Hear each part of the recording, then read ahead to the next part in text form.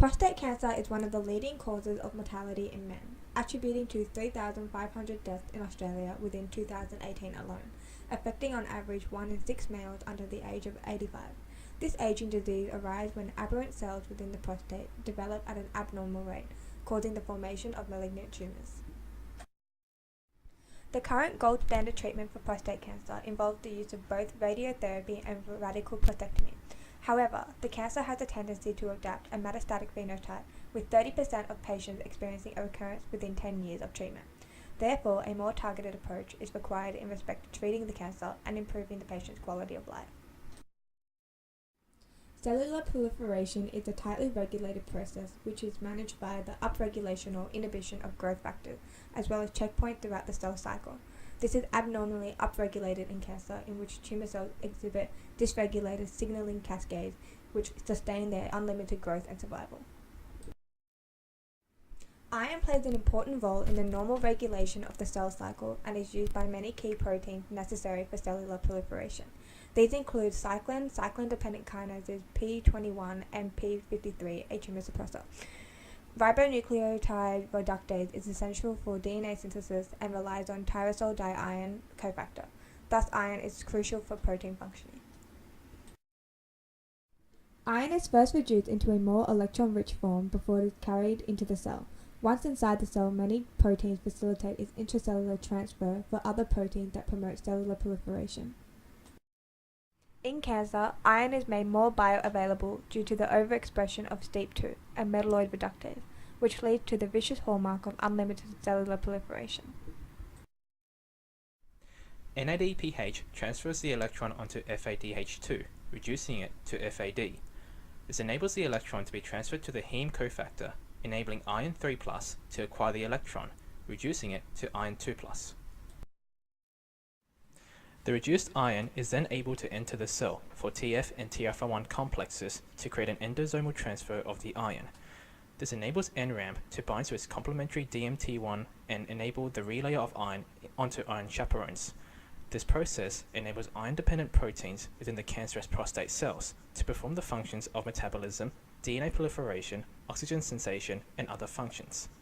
Hence, STEAP2 as a metal reductase is a potential target to inhibit cellular proliferation within prostate cancer, therefore leading to the cell's senescence, which means growth stasis, or apoptosis, meaning programmed cell death.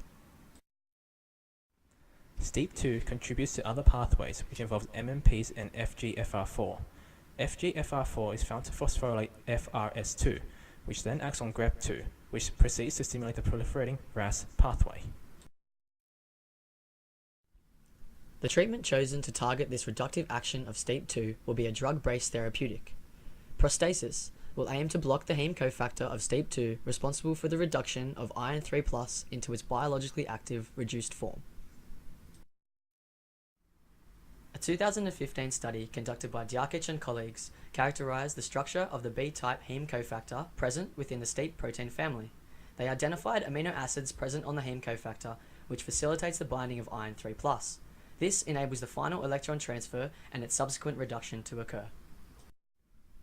Protein structure analysis and mutative knockout studies discovered 3 highly conserved and critical amino acid residues at the iron 3+ recognition site on the apical edge of the heme cofactor. By utilizing vital funding, drug development can be undertaken to irreversibly bind these residues together, restricting the conformational flexibility and accommodative capacity of the iron 3+ binding pocket. Therefore, the final electron transfer can be inhibited, and the downstream proliferative effects of iron 2+ can be reduced within the prostate cancer cells specifically.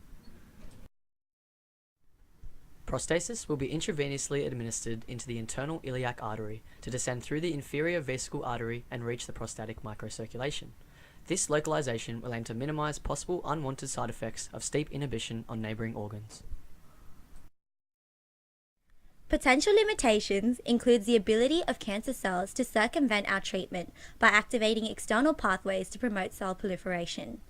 As well as this, the nature of bonding and electrostatic interactions deems that nothing is completely irreversible, meaning the dosage and frequency of administration is unknown. Therefore, a patient-by-patient monitoring of tumour progression is required.